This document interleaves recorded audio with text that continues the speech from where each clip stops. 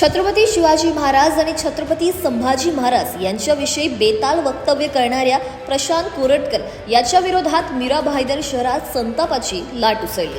सकल मराठा समाजाच्या वतीने गोल्डन नेस्ट सर्कल येथे जोरदार जोडो मारो आंदोलन करण्यात आले। यावेळी समाजाने सरकारकडे ठणकावून मागणी केली की छत्रपती महाराजांविषयी अपमानास्पद वक्तव्य करणाऱ्यांवर कठोरात कठोर कायदा करावा आणि अशा वक्तव्यांना आळा घालावा। आंदोलनात सहभागी झालेल्या मराठा बांधवांनी इशारा दिला की कोरटकर हा जर मराठा समाजाच्या हाती लागला तर त्याला जिथे भेटेल तिथे चोप देण्यात येईल। मराठा समाजाच्या भावना दुखावणाऱ्या कोणालाही माफ केले जाणार नाही असेही ठणकावून सांगण्यात आले। नमस्कार, मी विजय खाते। आपण पाहता नवराष्ट्र डिजिटल। या महाराष्ट्रामध्ये छत्रपती शिवरायांचे दैवत मानलं जातं, त्यात महाराष्ट्रामध्ये वेळोवेळी पदोपदी हा छत्रपतींचा अपमान केला जातो। याच अनुषंगाने जे प्रशांत कोरटकर यांनी जे संभाजी महाराजांबद्दल बेताल वक्तव्य केलं होतं, आज त्याच विरोधामध्ये मीरा भाईंदरमध्ये सकल मराठा समाजाचे पदाधिकारी आक्रमक झालेले आहेत। त्याच्या फोटोला काळं फासून त्याला जोडो मारो आंदोलन त्यांनी करण्यात आलं होतं।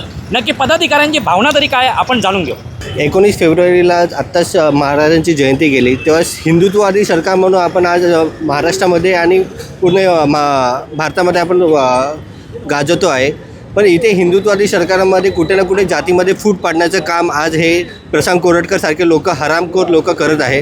आपल्याला माहीत पाहिजे की महाराजांनी 18 पगड जाती आणि सर्व धर्माला एकत्र घेऊन जे शासन केले, जे स्वराज्य उभं केलं, तर महाराज नसते तर आज आपण पाहिलं असतं ते आज स्वराज्य उभं राहिलं नसतं, ना हिंदुत्ववादी संघटना ना हिंदू हे आज राहिले असते।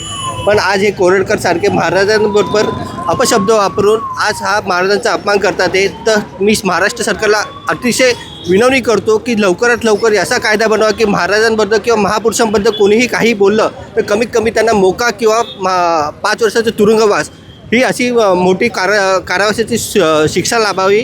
आणि हा कायदा लवकरात लवकर हिंदुत्ववादी सरकार म्हणून जे बोलतात ते देवेंद्र फडणवीस साहेब आणि उपमुख्यमंत्री एकनाथ शिंदे साहेब यांनी हा कायदा लवकरात लवकर आणावा आणि महाराजांचा अपमान करणाऱ्या या हरामखोर माणसाला लवकरात लवकर जेलमध्ये टाकावे, हीच आमची सकल मराठा समाज तसेच शिवभक्त आणि सगळी मावळ्यांकडनं ही सर्वांची इच्छा आहे। आणि मीरा भाईंदरकडनं आज हा निरोप पाठवते की जर हा माणूस कुठेही भेटला तर हा मराठा समाज आणि एक शिवभक्त म्हणून आम्ही त्याला तिकडे तुडवू आणि तो भेटला तेव्हा त्याची जी हालत होईल त्याची सर्व जबाबदारी ही सरकारची राहील। सर, मी तुम्हाला सांगू इच्छितो की या महाराष्ट्रामध्ये आजपर्यंत तुम्ही बघतायत की हा महाराष्ट्र जो आहे हा छत्रपती शिवाजी महाराजांचा महाराष्ट्र आहे। आज छत्रपती शिवाजी महाराजांबद्दल जर कोण एखादा इतिहासकार संभाजी महाराज असो, छत्रपती संभाजी महाराज असो, शिवाजी महाराज असो, यांच्याबद्दल जर कोणी चांगल्या पद्धतीचा इतिहास आजच्या या पिढीला दाखवत असेल आणि त्यांना जर धमकवण्याचा प्रयत्न एखादा असा व्यक्ती, मी ब्राह्मण आहे,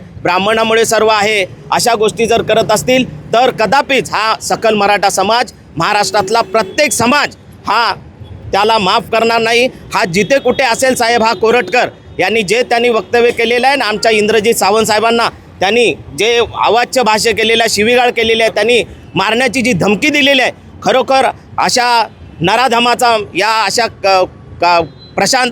डॉक्टर प्रशांत करगुटकरचा मी निषेध करतो। आणि मी सकल मराठा समाजातर्फे, मीरा भाईंदर शहरातर्फे मी सर्व माझा मराठा बांधव इथे उभा आहे, मी सर्वांना सांगतो हा महाराष्ट्रामध्ये कुठे जरी दिसला तर त्याला तिथेच तुडवा, हे माझं सर्व मराठा समाजाला विनंती आहे। कारण पुन्हा असा कोरटकर पैदा झाला नाही पाहिजे, असा नालायक माणूस पैदा नाही झाला पाहिजे की जो आपल्या महाराजांबद्दल अपशब्द बोले। बरोबर आहे, कारण आज जे पण हे राजकारण असो किंवा प्रत्येक पक्षाचा पदाधिकारी असो, प्रत्येक पक्ष असो, तुम्ही आज बघताय की महाराष्ट्रामध्ये फक्त आणि फक्त छत्रपती शिवाजी महाराजांशिवाय काहीच चालत नाही। प्रत्येकाच्या पक्षाच्या बॅनरवरही छत्रपती शिवाजी महाराजांचा आदर केलेला आहे।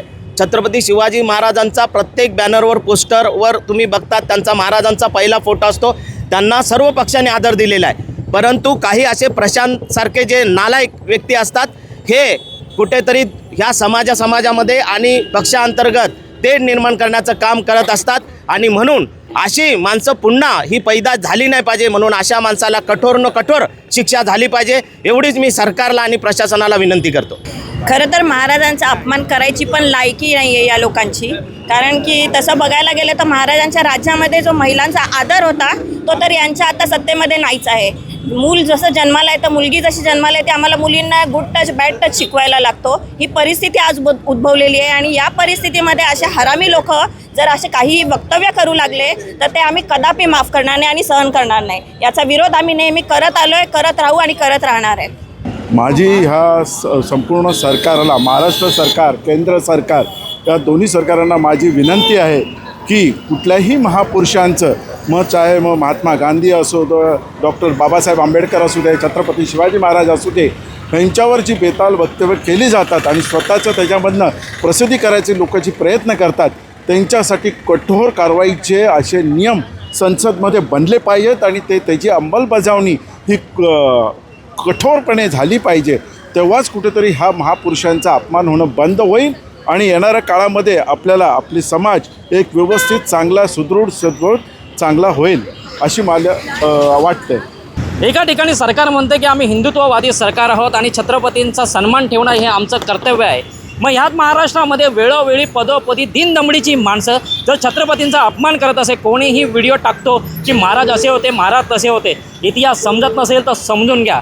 आणि महाराष्ट्र सरकारला माझ्यामार्फत मी पत्रकार म्हणून एक विनंती करतो की याच्यावरती एक कठोर कायदा कुठेतरी लागू करावा, कारण महाराजांबद्दल बेताल वक्तव्य करणाऱ्यांना कुठेतरी आता लगाम लागलीच पाहिजे.